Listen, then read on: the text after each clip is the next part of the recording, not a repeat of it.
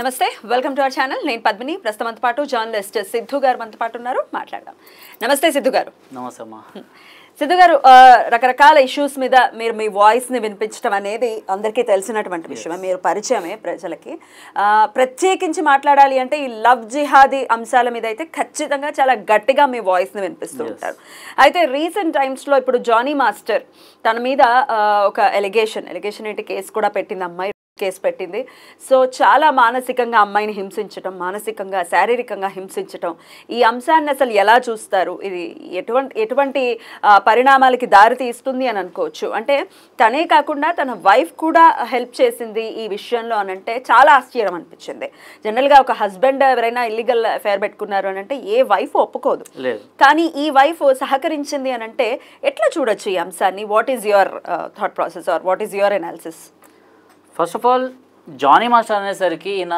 Real name బయటకు వచ్చేదాకా ప్రతి మంది పాష్గా ఉంది కదా పేరు జానీ మాస్టర్ ఓకే మాస్టర్ అంటే గురువు అనేసి మనకు తెలుసు జానీ అనేసరికి ఏదో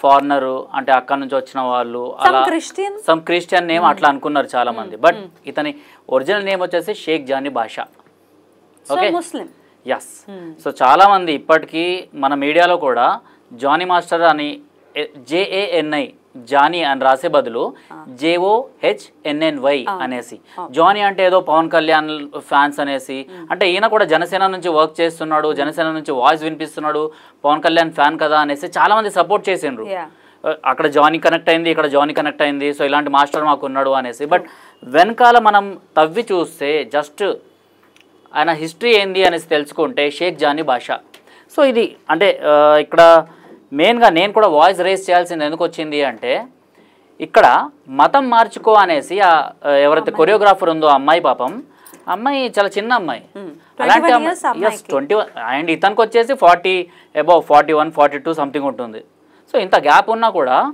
సో మతం మార్చుకోమనేసి అంటే నీకు ఒక అమ్మాయి అంటే ఇష్టపడ్డావు సో అమ్మాయిని నీకన్నా కొంచెం ఏజ్ చిన్న లేకపోతే ఇంకేదో డిఫరెన్స్ వస్తుంది ఏజ్లో ఇంకొంచెం ఎక్కువ వస్తుంది అన్నా కూడా అక్కడ నీకు మతం అడ్డు రాదు బట్ ఎప్పుడైతే నువ్వు శారీరకంగా వాళ్ళని యూజ్ చేసుకొని దాని తర్వాత వాళ్ళని హెరాస్ చేసిన తర్వాత అప్పటికి వాళ్ళు లొంగకపోతే నువ్వు తర్వాత మతం మార్చుకో అని అంటే పెళ్ళికి మాత్రం వీళ్ళకు మతం అన్నది అడ్డు వస్తుంది కంపల్సరీ మార్చుకోవాలి అనేసి వాళ్ళ గ్రంథాలు చెప్తున్నాయి ప్రతి చెప్తున్నాయి లేకపోతే దీన్ని షిర్క్ అనేసి అంటారు షిర్క్ అంటే పాపము లేకపోతే కాఫీర్ అనేసి కాఫీర్ అంటే నాన్ బిలీవర్స్ అన్నమాట అల్లాని బిలీవ్ చేయని వాళ్ళని కాఫీర్స్ అంటారు వాళ్ళని మీరు పెళ్లి చేసుకున్న తర్వాత కూడా అంటే ఒక హిందూ అమ్మాయిని మీరు పెళ్లి చేసుకున్న తర్వాత కూడా వాళ్ళు కాఫీర్స్గానే ఉంటారనమాట అంటిల్ ఇస్లాంని యాక్సెప్ట్ చేసేదాకా సో ఇప్పుడు రీసెంట్గా ఈ అమ్మాయి శత్రుఘ్న సిన్హా కూతురు సోనాక్షి సిన్హా ఒక ముస్లిం అబ్బాయిని చేసుకుంది ప్రాబ్లం లేదు మీరు ఎవరన్నా చేసుకున్నారు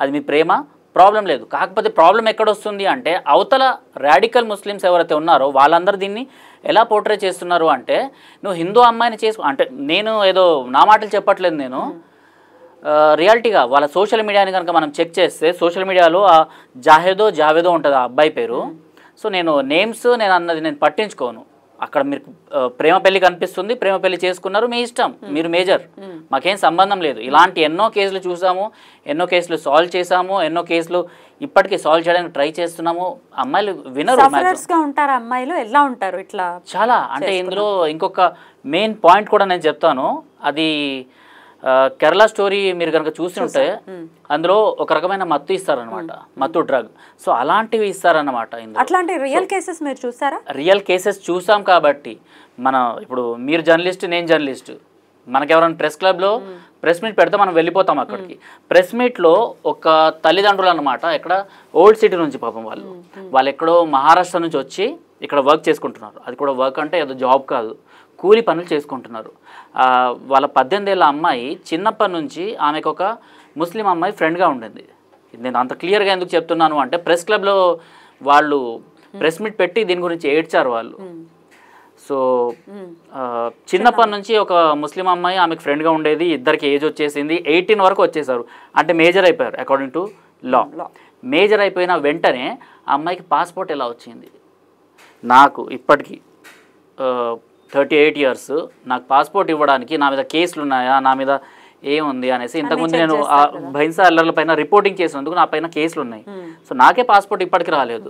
సరే 18 years అమ్మాయి, ఆ తల్లిదండ్రుల ప్రమేయం లేకుండా పాస్పోర్ట్ ఆఫీస్ వరకు ఎలా వెళ్ళింది, పాస్పోర్ట్ ఎలా వచ్చింది, ఇదంతా అక్కడ తల్లిదండ్రులు వాళ్ళు చెప్పుకొస్తున్నారు. పాస్పోర్ట్ వచ్చేసింది, మా అమ్మాయి అసలు ఇంట్లో లేదు, మేము పోలీస్ స్టేషన్లో కంప్లైంట్ చేసాము. కంప్లైంట్ చేసిన తర్వాత పోలీసులు కూడా, ఓల్డ్ సిటీ పోలీసులు క్లియర్ కట్గా చెప్పేశారు అమ్మాయి మేజర్ అయిపోయింది, అయినా కూడా మేము వెతుకుతున్నాము. బికాస్ 18 అంటే పోలీసులకు కూడా ఒక కన్సర్న్ ఉంటుంది, పాపం తల్లిదండ్రులు అంటే వాళ్ళ గురించి మనం ఒక వెతకాలి అనేసి. అదే ఒక 25 అలా క్రాస్ అయ్యి ఉంటే మేజర్ అండి మేము ఏం చేయలేము అనేసి చెప్పేస్తారు క్లియర్గా. ఏదో 5% మేము వెతుకుతామంటారు, కానీ ఇక్కడ వాళ్ళు ఎఫర్ట్స్ చేశారు. ఓకే 18 years వరకు చిన్నపిల్ల, ఆమె ఎవరి చేతిలో ఉంది ఏంటి అనేసి తెలుసుకోవడానికి వాళ్ళు ప్రయత్నం చేశారు, నేను కాదనట్లేదు. కాకపోతే పాస్పోర్ట్ రావడం ఏంది అసలు 18 years తల్లిదండ్రులకు తెలియకుండా ఇలా పాస్పోర్ట్లు వచ్చేసి తీసుకెళ్ళిపోతున్నారు.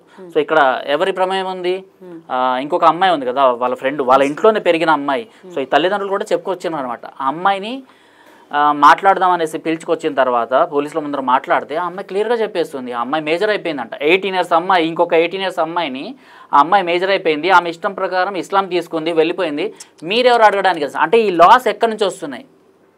కేరళ స్టోరీ మూవీ చూసుకున్నా కూడా అందులో లాస్ అన్నది వాళ్ళు వల్లిస్తారు. ఇప్పటికీ మీరు, నేను మీకు కావాలంటే కొన్ని లవ్ జిహాద్ కేసెస్ వాళ్ళ నంబర్స్ ఇస్తాను. సో మీరు అంటే ప్రేమ హత్తులో ఉన్న వాళ్ళకు, ఓకే ఇప్పుడు నా ఇంట్లో నా చెల్లి ఉంది, నా అక్క ఉంది, మీ ఇంట్లో మీ చెల్లి ఉంటుంది, అక్క ఉంటుంది, ఎవరో ఒకరు లేడీస్ ఎవరో ఒకరు ఉంటారు. వాళ్ళకు మనము చదివి MBA స్టూడెంట్ అనుకోండి, వాళ్ళకి లా పాయింట్స్ తెలుస్తాయా? తెలియవు. కానీ వీళ్ళ మత్తులో ఉన్నప్పుడు లా పాయింట్స్ అన్నవి ఈజీగా తెలిసిపోతాయి అన్నమాట. అంటే ముందు ఇంజెక్ట్ చేస్తారు వీళ్ళు సంథింగ్ మత్తుతో పాటు ఇంజెక్ట్ చేస్తారు. కేరళ స్టోరీలో ఏదైతే చూపెట్టారో అది 100% నిజం. ఇప్పుడు అసలు కేరళ స్టోరీలో ఏ ఒక్కటి కూడా ఫేక్ కాదు. డైరెక్టర్ చెప్పాడు ఆ హీరోయిన్ అంత గట్స్ తోని, తనకు తెలుసు అంటే ఇలాంటి సినిమాలు తీస్తే, ఇలాంటి కంటెంట్ ఉన్న సినిమాలు తీస్తే తన ఫ్యూచర్ అనేది పోతుంది. ఈ సినిమా ఇండస్ట్రీలో మొత్తం లెఫ్ట్ లిబరల్స్ అండ్ ఈ ఖాన్ త్రయం మాత్రమే నడుస్తుంది, తనకి ఇంకా సినిమాల్లో ఛాన్స్లు ఇవ్వరు అనేసి కూడా తెలుసు. అయినా కూడా ఆమె అంత గట్టిగా దిగింది. దాని తర్వాత కూడా ఎన్నో మూవీస్ చేసింది. సరే ఆమె మూవీస్ గురించి మనం పక్కన పెట్టేద్దాం. కేరళ స్టోరీ గురించి అందులో ఈచ్ అండ్ ఎవ్రీ షార్ట్ అన్ని రియల్, నిజాలు, అందులో ఎటువంటి సందేహం లేదు. ఇలాంటివి ఉంటాయి. అండ్ ఇలాంటివే మీరు ఆదివారం ఏవైనా ప్రార్థనా మందిరాలకి చర్చిలకి రావాలి అంటారు కదా, అక్కడ కూడా సో అంటే కంపల్సరీగా ఈ వాటర్ తీసుకోవాలి అది ఇది అనేసి అంటుంటారు. సో అక్కడ కూడా ఇలాంటిదే ఉంటుంది అనేసి ఈ మధ్యనే కొంతమంది క్రిస్టియానిటీని విడిచిపెట్టేసి ఇక్కడికి వచ్చిన ఎవరైతే పాస్టర్లు ఉంటారో, ఘర్వాప్సి అయిన వాళ్ళు పాస్టర్లు క్రిస్టియన్స్ ఉంటారు కదా, వాళ్ళు చెప్పిన నిజం ఇది. ఇంకా దానిపైన దర్యాప్తు జరుగుతుంది డెఫినెట్లీ. అయితే జానీ మాస్టర్ విషయానికి వస్తే, జానీ గురించే వస్తే, ఇంతలాగా హింసించడం, భార్య ఉన్నప్పటికీ భార్య కూడా సహకరించడాన్ని ఎట్లా చూడొచ్చు? 3-4 పెళ్లిళ్ళు ఉంటాయండి వాళ్ళ దాంట్లో 3-4 పెళ్లిళ్ళు ఉంటాయి అలాంటి. వాళ్ళకి లీగల్ అది. ఇక్కడ నుంచి ఒక అమ్మాయి వెళ్ళిపోయింది అంటే ఆ అమ్మాయిని ఫస్ట్ లవ్లో దించాలి. లవ్లో దించిన తర్వాత ఆ అమ్మాయిని కాస్త నీ బొట్టు తీసేసేయి అనేసి ఇలా చెప్పడము, దాని తర్వాత ఒప్పుకుంటారు. మన వాళ్ళు ఏంటంటే సెక్యులర్ పద్ధతిలో చాలామంది ఆ బతుకులు అలవాటైపోతాయి. అసలు సెక్యులరిజంకి అర్థం ఏంటో అన్నది కూడా తెలియదు. అలాంటి పద్ధతిలో మనం పెంచుతామన్నమాట. అందరినీ సరిగ్గా చూడాలి, సమానంగా చూడాలి అనేసి. బట్ వాళ్ళ దగ్గరికి వెళ్ళేసరికి వాళ్ళు వాళ్ళ మతాన్ని మెల్లిమెల్లిగా ఇంజెక్ట్ చేస్తూ ఉంటారు. ఇది హరామ్ అని, ఇది షిర్క్ అని, మీరు కాఫీర్లు అనేసి, మీరు శైతాన్లను పూజిస్తున్నారు అనేసి ఇలా మెల్లిమెల్లిగా చేస్తుంటే ప్రతిదీ మీకు అంత పెద్ద ఎగ్జాంపులే కేరళ స్టోరీ అనేసి మూవీ ఉంది. అండ్ కేరళ స్టోరీ మూవీ వరకు కాదు, యాజ్ అ జర్నలిస్ట్గా మనం దీని గురించి మాట్లాడాలి అనుకుంటే కూడా NDTV అండ్ మిగిలిన ఛానల్స్ స్ట్రింగ్ ఆపరేషన్లో ఇదంతా రియల్ అని తెలిసింది. అదే ఏదైతే న్యూస్ ఛానల్స్లో వచ్చిందో దాన్నే సినిమాగా తీశారు. అంటే ఇక్కడ నుంచి ISISకి ఎలా పంపించారు అనేసి, ఇక్కడ నుంచి హిందూ అండ్ క్రిస్టియన్ అమ్మాయిల్ని మతం మార్పించి వాళ్ళని మెల్లిమెల్లిగా డ్రగ్స్కి అలవాటు చేసి వాళ్ళని ఎలా పంపించారు అనేసి. సో అది ఇంజెక్ట్ చేస్తే వీళ్ళకి ఏం గుర్తుండదు అనమాట. సరే ఇక్కడ పెళ్ళిళ్ళ గురించి మనం మాట్లాడుతున్నాం కాబట్టి వీళ్ళకి అవి లీగల్గా ఉన్నప్పుడు వీళ్ళేం చేయలేరు. ఓకే అకార్డింగ్ టు ఇస్లాం మనము ఈ అబ్బాయిని పెళ్లి చేసుకుంటున్నామంటే వీళ్ళ దాంట్లో ఇదంతా నడుస్తుంది. వాళ్ళకేం శిక్ష పడే అవకాశమే లేదంటారు ఇట్లా మానసికంగా శారీరకంగా హింసించింది ఇప్పుడు కేసు అయితే ఎందుకు ఉండదు? ఇప్పుడు జానీ భాష వీళ్ళ వైఫ్ బయటకు వచ్చింది, వీళ్ళ వైఫ్ కూడా ఒక మాట చెప్పుకొచ్చింది. అంటే సరే ఈమె గురించి కూడా బయటకు వస్తుంది అనేసి భయంతో చెప్పిందా, లేకపోతే నిజంగా ఒక అమ్మాయికి హెల్ప్ చేయాలి అనేసి అనుకుందేమో, కానీ బయటకు వచ్చింది. బయటకు వచ్చి జానీ నన్ను కూడా చాలా హింసించేవాడు, నేను మాట వినకపోతే నన్ను కూడా కొట్టేవాడు అనేసి. ఒక రకంగా చూసుకుంటే ఇప్పుడు నేను ఒక అమ్మాయితో సంబంధం పెట్టుకున్నాను, ఆ అమ్మాయిని నువ్వు వెళ్ళి మాట్లాడాలి, మాట్లాడకపోతే నిన్ను కొడతాను అంటే ఆ అమ్మాయి వెళ్ళి ఉంటుంది. ఇప్పుడు రెండు కోణాలుగా మనం జర్నలిస్ట్ అయితే సహాయ స్థితిలో అమ్మాయి వైఫ్ కూడా ఒక హస్బెండ్ పైన ఆమె ముందుకు వచ్చి ఆమె కూడా కేసు పెడతాను అనేసి తను కూడా కొన్ని మాటలు మాట్లాడినప్పుడు రెండు కోణాలుగా మనం ఇక్కడ చూసుకోవాల్సి వస్తుంది. అంటే నిజంగానే ఆమె ఇస్లాంకి తలొగ్గి మా ఇస్లాంలో 4 పిల్లలైనా ఓకే, మా హస్బెండ్కి ఇంకో 3 వచ్చినా ఓకే, నేను యాక్సెప్ట్ చేస్తాను అనేసి అవతల ఆమెని కొట్టిందా, లేకపోతే ఇతని ప్రమేయంతో ఇతను ఇంట్లో కొట్టడం వల్ల అతను ఆమె బయటకు వెళ్ళి ఆమెను కొట్టడము లేకపోతే బెదిరించడము ఇదంతా జరిగిందా అనేసి మనం రెండు రకాలుగా ఆలోచించాలి. ఇస్లాం అన్నది కంపల్సరీ వస్తుంది అన్నమాట. జానీకి ఎట్లాంటి శిక్ష పడే అవకాశం ఉందని అనుకోవచ్చు ప్రత్యేకించి ఈ కేసులో? ఇంకా ఇప్పుడైతే నడుస్తుంది, అమ్మాయి కూడా ఇంకా అందుబాటులోకి రాలేదు. అంటే ఫోన్ కాల్లో అండ్ ఫస్ట్ అయితే ఇక్కడ ఫస్ట్ ఒక పోలీస్ స్టేషన్లో కంప్లైంట్ చేసింది, దాని తర్వాత దాన్ని నార్సింగ్కి ట్రాన్స్ఫర్ చేశారు. నార్సింగ్కి ట్రాన్స్ఫర్ చేసిన తర్వాత పోలీసులు వాళ్ళకి కాల్ చేయడం జరిగిందన్నమాట, మీరు రావాలమ్మా, సో ఎగ్జామినేషన్ ఉంటుంది ఇదంతా చెప్పిన తర్వాత కూడా అంటే ఎగ్జామినేషన్కి రావాలి అంటే నేను సిటీలో ఉండాలి, నేను ఇప్పుడు ప్రజెంట్ సిటీలో లేను, బికాస్ ఇంత పెద్ద అంటే ఒక మాస్టర్ ఒక గురుస్థానము, ఆయన కొరియోగ్రాఫర్స్ అందరికీ ఆయన ప్రెసిడెంట్ కూడా, అలాంటి పొజిషన్లో ఉన్న పైన ఒక మాటలు అనడం అంటే అంత ఈజీ కాదు. చాలా డేరింగ్ చేసింది అంటే ఆమె ఒకటికి 10 సార్లు ఆలోచించి ఉంటుంది. ఓకే నేను ఈ స్టెప్ వేసిన తర్వాత నా పైన ఎలాంటి అటాక్స్ ఉంటాయి, నా పైన మీడియా వాళ్ళు ఎలా గెరావ్ చేస్తారు అనేసి. ఈ స్టెప్ ఎప్పుడో వేయాలి, తను నీకు అవకాశాలు రాకుండా చేస్తానని ప్రతి చోట ఇదే జరుగుతుంది. ఇప్పుడు ఒక షేక్ జానీ భాషనే కాదు, మీరు మన ఇంట్లో లేకపోతే మన చుట్టుపక్కల వాళ్ళు లేడీస్ ఎవరైతే ఉంటారో వాళ్ళు వేరే మతాలకు సంబంధించిన వాళ్ళ షాప్లలో వర్క్ చేస్తూ ఉంటారన్నమాట. సో అక్కడ వర్క్ చేసే వాళ్ళకి తెలుసు అసలు అక్కడ ఏం జరుగుతుంది, వాళ్ళని ఎలా ట్రాప్ చేయడానికి ట్రై చేస్తున్నారు, సో వాళ్ళని ఎక్కడ టచ్ చేస్తున్నారు ఏంటి అన్నది చాలా మంది మాకొచ్చి ఇప్పుడు మీరు జర్నలిస్టే నేను జర్నలిస్టే మాకొచ్చి కేసు మాట్లాడడం జరిగిందనమాట. మాట్లాడడం జరిగితే మేము వాళ్ళకి ఒకటే చెప్తాం, మీరు ఇదంతా మీడియా ముందుకు చెప్పండి అంటే కొంతమంది స్కార్ఫ్ కట్టుకొని మాట్లాడారు, కొంతమంది స్కార్ఫ్ లేకుండా మేము జస్ట్ కంప్లైంట్ ఇచ్చేసి వెళ్తాము మీరు వాళ్ళని చూసుకోండి అంటే మేము అలా ఏం చేయలేము. ఇల్లీగల్గా అయితే మేము ఏది చేయలేము. ఇప్పుడు రీసెంట్లీ తార్నాకకు సంబంధించిన ఒక కేసు వచ్చింది, అందులో ఏంటంటే ఫర్నిచర్ వర్క్ చేసే ఒక అబ్బాయిని ఓల్డ్ సిటీ నుంచి ఒక ఇంట్లో వాళ్ళు అంటే తార్నాకు సంబంధించిన వాళ్ళే పిలిచారనమాట.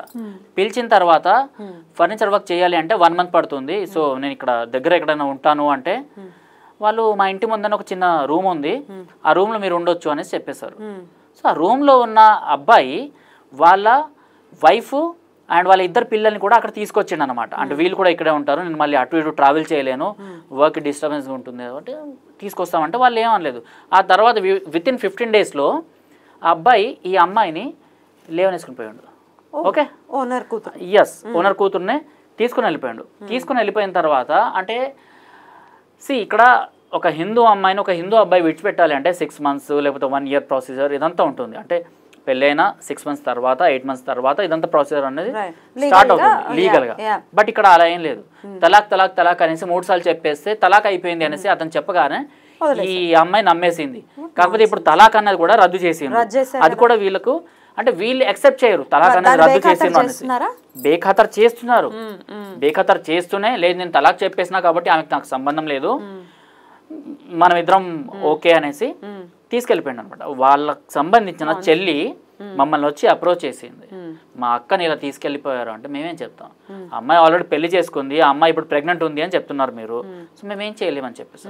పెళ్ళికి ముందు అంటే ఓకే ఒక మాట మనం మాట్లాడవచ్చు సేఫ్గా, అంటే నీ ఫ్యూచర్ ఎలా ఉంటుంది అనేసి. ఇలాంటి చాలా కేసెస్ మేము హ్యాండిల్ చేసాం. డెఫినెట్గా ఈ సందర్భాన్ని లేకపోతే ఇట్లాంటి సిచ్యువేషన్స్ ని చూసి డెఫినెట్గా జాగ్రత్త పడాల్సిన అవసరం ఉంది, చాలా జాగ్రత్త పడాల్సిన అవసరం లేదు. నేను మీకు ఇందాక చెప్తూ ఆపేసాను, నేను ఏదైతే షాప్స్లో వర్క్ చేస్తారు కదా వాళ్ళపైన సాఫ్ట్గా ఈ లవ్ జిహాద్ ట్రాప్ అన్నది వేస్తున్నారు. సో మీరు ఇక్కడ వర్క్ చేయాలి అంటే బొట్టు తీసేయాలి అనేసి, లేకపోతే ఇస్లామిక్ పద్ధతిలో ఉండాలి అనేసి. ఇప్పుడు గల్ఫ్ కంట్రీస్ కి సంబంధించిన ఒకరిద్దరు యూట్యూబర్స్ ఉన్నారు, వాళ్ళే అక్కడ నుంచి క్లియర్ కట్ గా చెప్పడం జరిగింది అనమాట. అంటే వాళ్ళ హస్బెండ్ తోని బొట్టు పెట్టుకొని మాంగళ్యం ధరించి ఇదంతా బాగానే ఉంటది, బట్ వీళ్ళ ఇంట్లో మేము వర్క్ చేయాలి అరబ్బుల ఇంట్లో అంటే మేము హిజాబ్ కంపల్సరీ వేసుకోవాలంటే, మనము మన హైదరాబాద్ లో మన భారతదేశంలో ఎవరైనా ముస్లిం అమ్మాయి మన ఇంట్లో వర్క్ చేస్తుంది అంటే అమ్మ బొట్టు పెట్టుకుని రా అనేసి అంటామా, కనీసం బుర్కా తీసేమంటామా. అంటే బుర్కా వేసుకుని కూడా వాళ్ళు రారనుకోండి పని చేయడానికి, బట్ మనం అలా అనము. ఎందుకంటే మతం అన్నది మనం అసలు చూడము.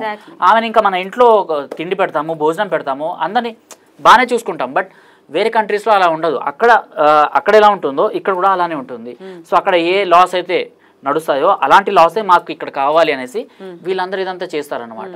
సో అలానే ఏవైతే ఈ ట్రాప్స్ ఉంటాయో ఇవన్నీ ఫస్ట్ ఇక్కడ నుంచి, వీటిని సాఫ్ట్ లవ్ జిహాద్ అంటారు అనమాట. సో కేరళలో చూసుకుంటే దీన్ని తిలక్ ఛాప్ తిలక్ అనేసి వాళ్ళు ఒక సూఫీ సంగీతాన్ని ఆధారం చేసుకొని కొన్ని వీడియోస్ కూడా ప్రమోట్ చేస్తుంటారు అనమాట.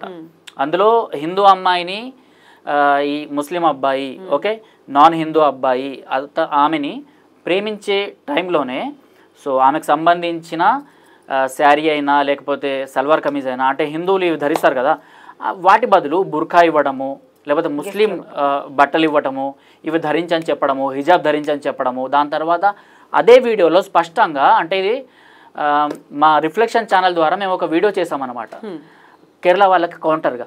కేరళలో ఎలా చేశారంటే ఆ మధ్యలో ఈ వీడియో చాలా పాపులర్ అయింది. హిందూ అమ్మాయి బొట్టుని ఇలా తీసేస్తాడనమాట వీడియోలో సూఫీ సంగీతం వెనకాల నడుస్తుంటుంది, సూఫీ డాన్స్లు వాళ్ళు చేస్తూనే ఉంటారు. అలా చేస్తున్నప్పుడు బొట్టు తీసేస్తాడు. అమ్మాయి ఈజీగా యాక్సెప్ట్ చేస్తుంది. దాన్నే ఛాప్ తిలక్ అంటారు.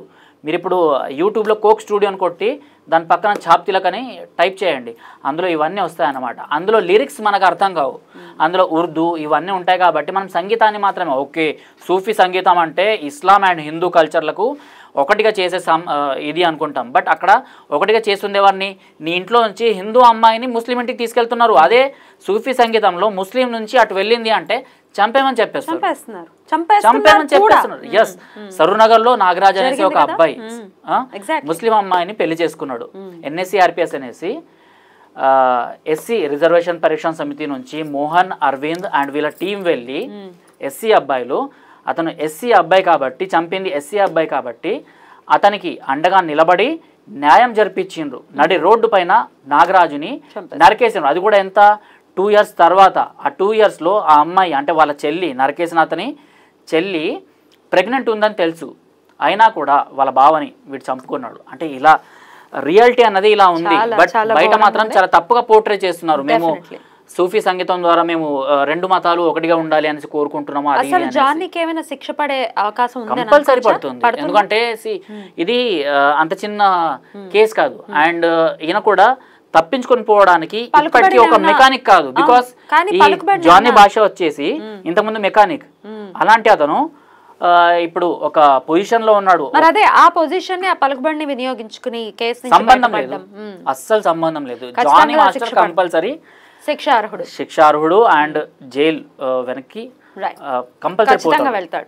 ఖచ్చితంగా వెళ్తాడు. సో హైదరాబాద్ లో ఫేమస్ డాక్టర్స్ అన్నమాట కపుల్, వాళ్ళ అమ్మాయి ఒక హాస్పిటల్ అంటే ఆమె నిర్వహిస్తుంది.